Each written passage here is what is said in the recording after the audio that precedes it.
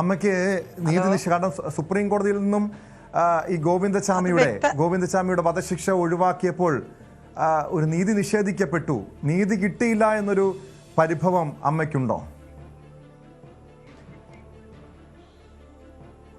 അതെന്തായാലും അങ്ങനെ തന്നെയല്ല. അവന് ഞാൻ അങ്ങനെയാണ് ചിന്തിച്ചത്. തൂക്കിക്കൊല്ലണം എന്നുള്ള ചിന്താഗതി തന്നെ ആ തൂക്കുകാരൻ തന്നെയാണ് അവന് മേടിച്ചു കൊടുക്കണം തന്നെ ഞാൻ ആഗ്രഹിച്ചത്. എനിക്കത് തന്നെയാണ് എൻ്റെ മനസ്സിൽ ഇപ്പോഴും ആഗ്രഹം. ഇപ്പോഴും എൻ്റെ മനസ്സിൽ ആ ഒരു ആഗ്രഹം മാത്രമേ ഉള്ളൂ. ഞാൻ പറഞ്ഞില്ലേ, ഈ 15 വർഷം ഇത്രയും കാലമായിട്ട് ഞാൻ അവൻ്റെ മരണം കാത്തിരിക്കുകയാണ്. ഇപ്പം അറിയാലോ എൻ്റെ മകൻ്റെ അവസ്ഥ എങ്ങനെയാണ്. മകനും പോയി മകളും പോയി. അപ്പം എനിക്ക് ഇനിയിപ്പോൾ അവൻ്റെ മരണമാണ് ഞാൻ ഈ ഭൂമി കാത്തിരിക്കുന്നത്. അവൻ്റെ മരണം എന്നാണ് ചെവി കേൾക്കണമെന്നുള്ള ചിന്താഗതിയിൽ ഇരിക്കുമ്പോഴാണ് അവൻ ജയിൽ ചാടി എന്ന് അറിയണത്.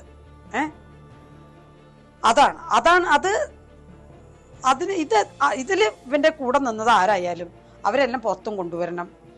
ഇവൻ ഇനി തൂക്കുകാർ ഇനി അവൻ പുറലോകം എന്താന്ന് അവൻ അറിയരുത്. അതാണ് ഏറ്റവും ആവശ്യം. എനിക്ക് അതാണ് ഇനി വേണ്ടത്. ഇനി ഒരു അമ്മ ഇതുപോലെ കരയാനുള്ള ഒരു അവസ്ഥ ഉണ്ടാവരുത്. ഒരു അമ്മയ്ക്ക് ഇതുപോലെ ഒരു കണ്ണുനീര് വരാനുള്ള ഒരു വഴി ഉണ്ടാവരുത്. ഒരു മകള് പുറത്തിറങ്ങിപ്പോയി അകത്ത് കയറി വരുന്നവരെ ആ അമ്മയുടെ മനസ്സിൽ തീയാണ്. തീർച്ചയായും ഈ ഗോവിന്ദചാമി രക്ഷപ്പെട്ട ഒരു സാഹചര്യം അതൊക്കെ പരിശോധിക്കേണ്ടതാണ്, വിശദമായി അന്വേഷിക്കേണ്ടതാണ്. അമ്മയുടെ നിയമ പോരാട്ടം ഇനിയും തുടരുമോ? കാരണം ഈ രീതിയിൽ സുപ്രീം കോടതി അന്ന് ഉന്നയിച്ച ചോദ്യം, ആ ഒറ്റക്കയ്യനെ ഇതുപോലുള്ള ക്രൂരകൃത്യം ചെയ്യാൻ കഴിയുമെന്നൊരു ചോദ്യം, അതിപ്പോൾ ഇതല്ല ഇത്രയധികം ഉയരമുള്ളൊരു മതിൽ ചാടിയെങ്കിൽ സ്വാഭാവികമായും അതിനപ്പുറവും ചെയ്യാൻ കഴിയുമെന്ന് തന്നെ വ്യക്തമാകുന്നതാണ് ഇയാളുടെ ജയിൽ ചാട്ടം. അമ്മ ഇനി ഈ മകൾക്ക് നീതി കിട്ടാൻ വേണ്ടി, സൗമ്യയ്ക്ക് നീതി കിട്ടാൻ വേണ്ടി ഇനി ഒരു നിയമ പോരാട്ടത്തിനുള്ളൊരു സാധ്യതയുണ്ടോ? ആ ഒരു നീക്കം അമ്മയുടെ ഭാഗത്തുനിന്നുണ്ടാകുമോ? ഞാൻ ഇപ്പം എന്തായാലും ഇന്ന് രാവിലെ ഞാനിപ്പോൾ ഇതെല്ലാം കേട്ടിട്ടുള്ള ആ ഷോക്കിൽ ഇപ്പോഴും ഒന്നും മാറിയിട്ടില്ല. അപ്പം അവരെ പിടിച്ചു എന്നുള്ളൊരു സമാധാനം മാത്രമേ ഉള്ളൂ. ഞാൻ ഇതിന് അങ്ങോട്ട് മുൻപോട്ട് പോവാനേ എനിക്ക് എന്തായാലും ഇവന് ആരിതിൽ സപ്പോർട്ട് ചെയ്തതെന്ന് എനിക്ക് എന്തായാലും അത് അറിയണം. പിന്നെ അവൻ പുറലോകം കാണരുത്. ഇതാണ് എൻ്റെ ആവശ്യം. ഈ പുറലോകം എന്താണെന്ന് ഇനി അവൻ കാണുകയും ചെയ്യരുത്.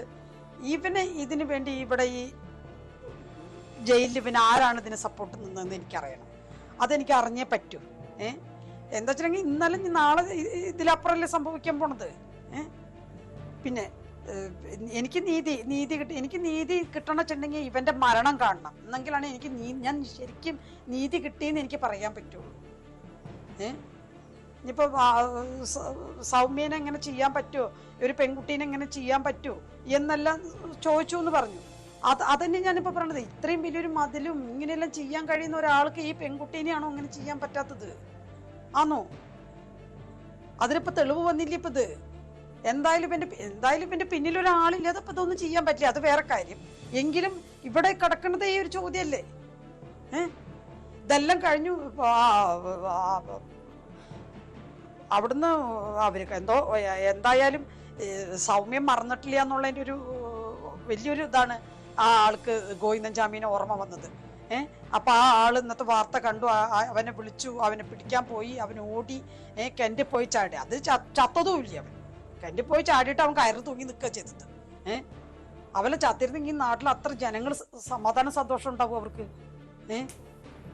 അതുപോലും അവന് നിഷേധിച്ചിട്ട് മരണം പോലെ അവനെ നിഷേധിച്ച പോലെയാണ് ഇപ്പൊ ഇരിക്കണത്. അതല്ല ഞാൻ ഇനി ഇതിന്റെ എല്ലാം ഒരു ഇത് വരാതെ എന്റെ മനസ്സൊന്ന് ശരിയാവും. തീർച്ചയായും ഇവിടെ നഷ്ടപ്പെട്ടത് നമുക്കറിയാം അമ്മയ്ക്ക് തന്നെയാണ്, തൻ്റെ പ്രിയപ്പെട്ട മകളെ. അതിനുശേഷം മകനെ നഷ്ടപ്പെടുന്നു. പക്ഷേ അമ്മ ഇതിൻ്റെ അകത്ത് ഈ ഗോവിന്ദചാമിയെ രക്ഷപ്പെടാൻ വേണ്ടി സഹായിച്ച അഡ്വക്കേറ്റ് ആളൂരും ഇപ്പോൾ ജീവിച്ചിരിപ്പില്ല. പക്ഷേ ഇതിന് പിന്നിൽ, ഇയാൾക്ക് പിന്നിൽ ആരായിരുന്നു, ആളൂരിനെ അടക്കം രംഗത്തിറക്കിയത് ആരായിരുന്നു എന്ന് ഒരു പക്ഷേ പൊതുസമൂഹത്തിന് അറിയേണ്ടതുണ്ട്.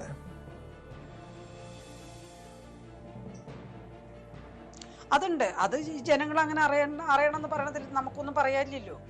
ഒരു റോട്ട് കിടക്കുന്ന ഒരു പിച്ചക്കാരൻ, ഒരു ഗതിയില്ലാത്ത ഒരുത്തന്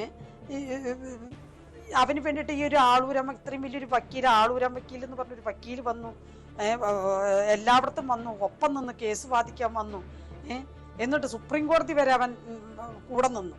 അന്നേ ജനം അവനോട് പറഞ്ഞിട്ടുണ്ട്, നീ ഇങ്ങോട്ട് എറിയുന്ന കല്ല് തിരിച്ച് നിന്റെ തലയിൽ തന്നെ വന്ന് വീഴും.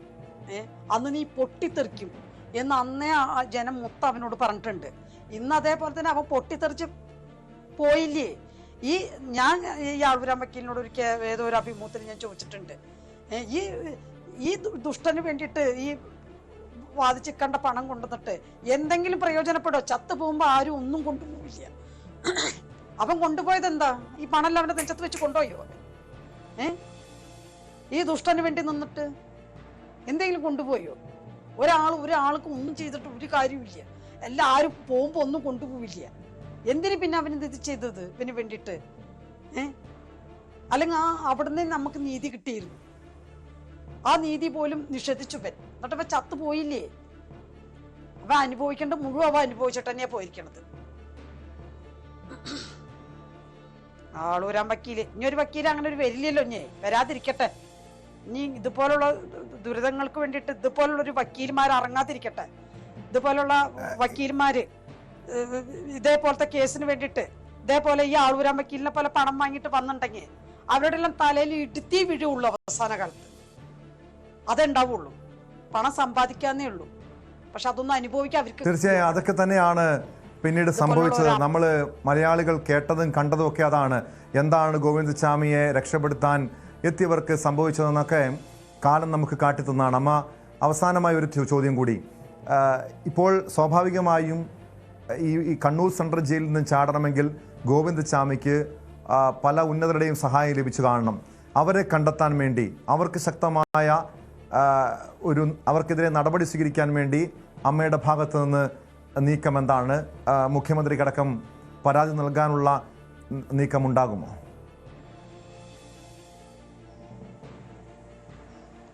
ഞാൻ പറഞ്ഞില്ലേ, ഞാൻ ആരോടും ഇതിനെപ്പറ്റി ഒരു അഭിപ്രായം ഒന്നും ചോദിക്കാൻ പോയിട്ടില്ല. കാരണം ഞാൻ പറഞ്ഞ രാവിലത്തെ ഈ ഷോക്ക് എന്നിട്ട് ഇപ്പോഴും ശരിക്കും ശരിക്കും അങ്ങോട്ട് ആയിട്ടില്ല. നമുക്ക് അവനെ പിടിച്ചെങ്കിലും നമ്മുടെ മനസ്സിൽ നിന്ന് ആ ഒരു വിറയൽ മാറിയിട്ടില്ല. അപ്പം അതെന്തായാലും ഞാൻ ഇതിൻ്റെ അകത്ത് എന്തെങ്കിലും ഒരു തീരുമാനത്തിന് ഞാൻ എത്തും. കാരണം എനിക്ക് ഇത്രയും വലിയൊരു ജയിലിൽ ചാടണമെങ്കിൽ പിന്നെ മറ്റുള്ളവർ സഹായിക്കാതെ ഒരിക്കലും അവന് ജയിലിൽ ചാടാൻ പറ്റില്ല.